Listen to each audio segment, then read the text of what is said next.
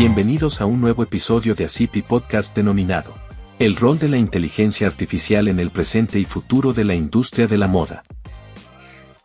Hola a todos y bienvenidos a ASIPIPodcast. Soy Eleonora Carrillo, socio directora de Jacobacci Partners España y presidenta del Comité de Fashion Law de ASIPI. En esta ocasión tenemos no solo un tema sumamente fascinante y de gran actualidad, sino también contamos con dos prestigiosas expositoras e invitadas especiales con las que exploraremos el rol de la inteligencia artificial en el presente y futuro de la industria de la moda. Gina Bibby, socia y directora global de tecnología de la moda del despacho internacional Withersworldwide, y Susana Fernández, responsable de estrategia de propiedad intelectual de INDITEX, la empresa multinacional española que opera, entre otras, bajo la famosa marca Zara. Lo cierto es que la irrupción de la inteligencia artificial plantea nuevas interrogantes desde un punto de vista legal y nuevos desafíos para las empresas del sector.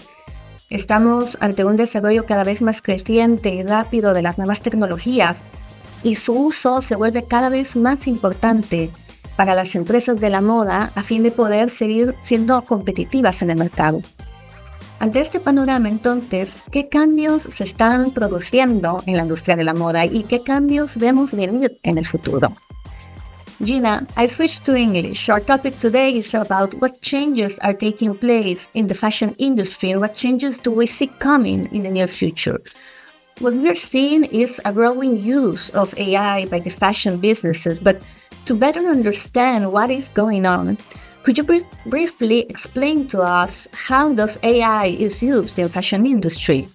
Sure. So first, let me start with a brief introduction of the technology. Artificial intelligence, which many people may not know, was actually developed in the 1950s. And it's just now coming into prominence in the general public. But again, it's been a technology that's been around for a very, very, very long time. And what artificial intelligence is a technology that mimics the tasks that would typically be performed by a human. And it does that by using programming computers to do that. With respect to the fashion industry in particular, there's been a tectonic, I would say, shift that has been coming and I think will come in the future for the fashion industry and how the fashion industry can use artificial intelligence. For one thing, it can be used for supply chain management. It can be used for design purposes. And it can also be used for marketing purposes. And it's the marketing and supply chain management aspects of using AI that I think have the most potential value. Susana, con respecto a lo que está pasando en la industria de la moda y en concreto sobre cómo las empresas del sector están usando estas tecnologías, INDITEX, ¿nos puedes contar qué estáis haciendo hoy con la inteligencia artificial? En relación con nuestro tema, consideramos desde luego que la inteligencia artificial va a ayudar a la inteligencia humana en un amplísimo abanico de actividades y que va a tener un efecto transversal en muchos aspectos de nuestras operaciones. Va a tener y está teniendo como lo ha indicado Gina, en la producción, en el diseño, en las ventas, en la organización de los equipos de trabajo, en el campo de los recursos humanos. Nosotros también le estamos expandiendo dentro de lo que llamamos INDITEX Open Platform y para ello colaboramos pues con los mejores actores de este campo. Tenemos una plataforma de uso interno para que nuestros equipos, para que nosotros podamos utilizarlo en un entorno seguro y desde luego que se fomenta que los equipos interactúen en esta plataforma segura. Y muy interesante ver cómo estas herramientas se utilizan en muchas maneras, en muchos procesos de las empresas. Y ahora, pensando más en el futuro, ¿cuál es vuestra visión sobre la inteligencia artificial? Desde luego lo vemos como una plataforma muy, muy potente que va a permitir reforzar nuestros equipos, aunque desde luego no sustituirlos. Era una especie de superayudante, una gran ayuda que va a traer muchas oportunidades. Todas nuestras decisiones en este ámbito, desde luego, parten desde una aproximación muy cauta, muy ética, con charlas, con formaciones a los equipos de trabajo, con transparencia y desde luego estamos atentos, muy expectantes y también con mucha cautela a la hora de los movimientos que hacemos. Gracias, Susana, por compartir vuestra experiencia y punto de vista. Me parece muy interesante lo que dices sobre ser cautos a la hora de hacer movimientos. A este respecto, creo que de hecho se vuelve fundamental abordar qué implicaciones puede tener para las marcas y las empresas este uso creciente de la inteligencia artificial, incluyendo los nuevos riesgos y las nuevas cuestiones jurídicas que se plantean y que para los abogados también nos obligan a ahora ser capaces de asesorar nuevos temas y defender los derechos de nuestros clientes de la mejor manera. Gina, Susana was telling us about what a company such as INDITEX is doing nowadays regarding AI, or the way they are applying the new technologies. And she said they are cautious when making rules. I would like now to address the issue of the potential legal implications associated to the use of AI by the fashion businesses. In your opinion, which are the legal risks of using AI, particularly from an intellectual property perspective, and also regarding ethical risks? Sure. So AI is a very powerful technology, and if used wisely, one can mitigate the risks. And those risks with respect to intellectual property, the biggest risk is intellectual property infringement, in particular copyright infringement. And the reason for that risk is that AI, they're called neural networks. The computers are trained on data. And if that data is collected from third-party sources, not belonging to the brand, and if that data is protected by copyright, then using the data to train one's neural network is a potential infraction of infringing one's intellectual property. So that's number one. The other risk that I see with respect to using AI has to do with, and there are many others, but this is another big one, aside from intellectual property. There's a risk of running afoul of data protection and privacy laws. So if a brand is using artificial intelligence and they're collecting data to train a neural network, that data, which typically would be, if you're using the data for like marketing purposes or supply chain purposes and what have you, or customer engagement, that data may be data coming from your customers. And so if you are collecting that data and using that data for artificial intelligence purposes, you have to be very careful about what data you collect, how you use it, how long you use it, how you protect it, how you manage it, and how you communicate, most importantly, with your customers about the use of their data. On the subject of ethical concerns, and this is borne out by the way that the technology works. So imagine you have a computer. We'll call it a neural network.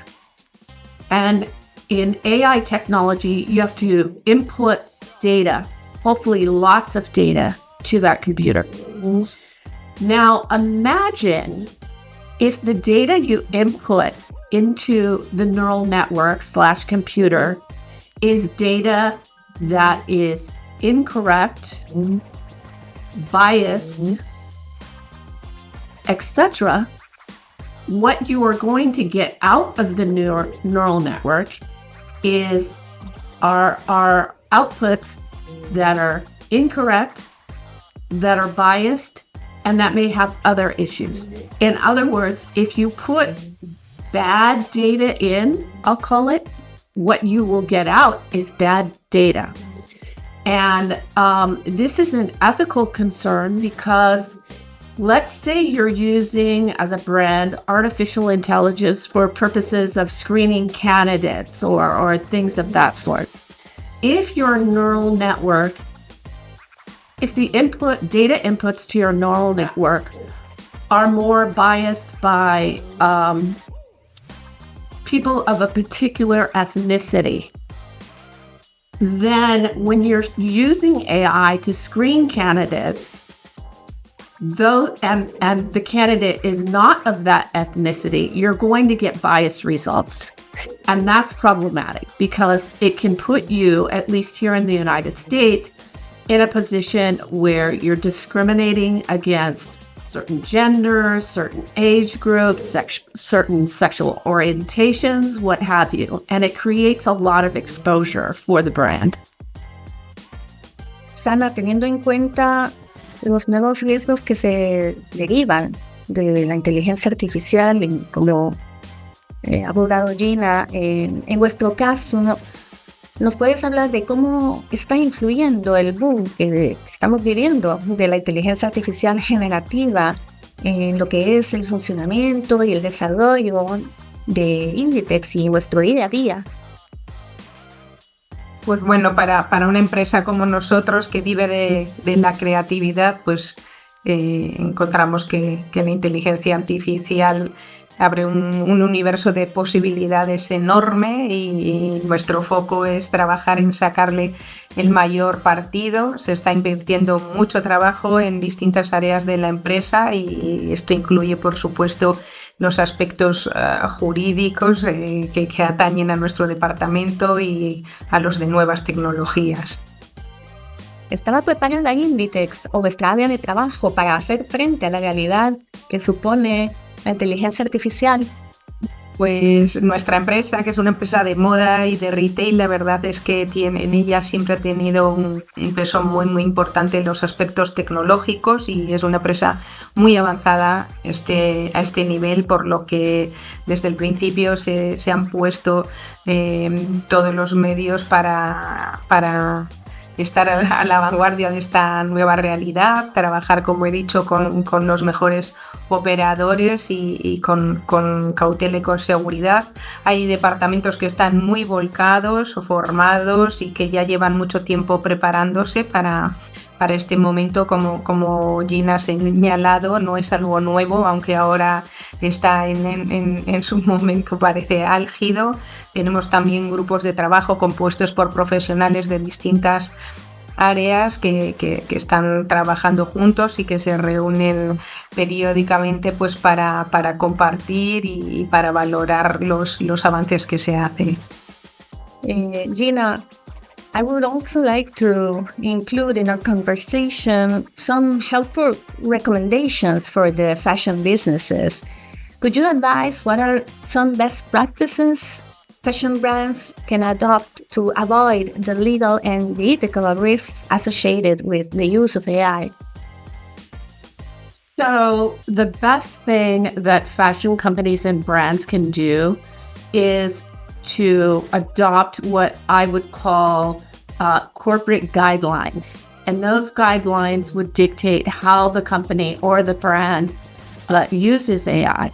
What uses of AI are supported by the company, what uses of AI are not supported by the company, and clearly articulate those guidelines to the brands or the fashion company's employees and managers.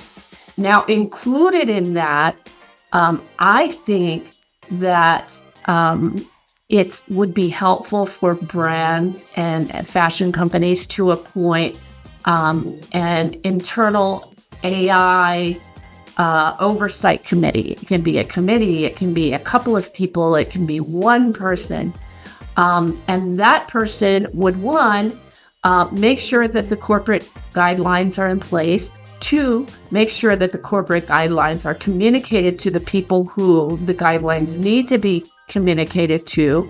And by doing that, you can better ensure that the brands or fashion companies' use of AI is in alignment with the regional laws, data privacy and protection laws, intellectual property laws, discrimination laws, and things of that sort. So that's what I would recommend. Okay. Few comments regarding a labor perspective. There is anxiety apparently about job losses. What do you think about it? So I'm a former computer software engineer. So my perspective may be different from the perspective of others. Yes, AI has the potential to automate certain tasks that are performed at a company. But what I believe, and I believe this sincerely, is that if AI is adopted in a way that takes into consideration the concerns of the employees of a company, in particular, security around their jobs, that companies can do things to actually elevate these employees. For example, if you have a particular employee carrying out what would be a routine and mundane task on a week-to-week, day-to-day, month-to-month basis, you can train that employee to learn the AI technology and be the person that's responsible for making sure that the AI is doing, one, what you want it to do, and two, doing it in a way that complies with the company's guidelines. So I think there's a risk on one hand of affecting jobs, but I think on the other hand, there's an opportunity to train people to be technologists. And that's the glass half full perspective that I have with respect to AI. So Gina, we have talked about legal implications, risks, but also advantages like saving costs. There are also advantages like saving costs, like efficiency and sustainability in using AI in all the processes in the fashion companies, not only the design phase, but also other processes like their marketing. Could you tell us more about it?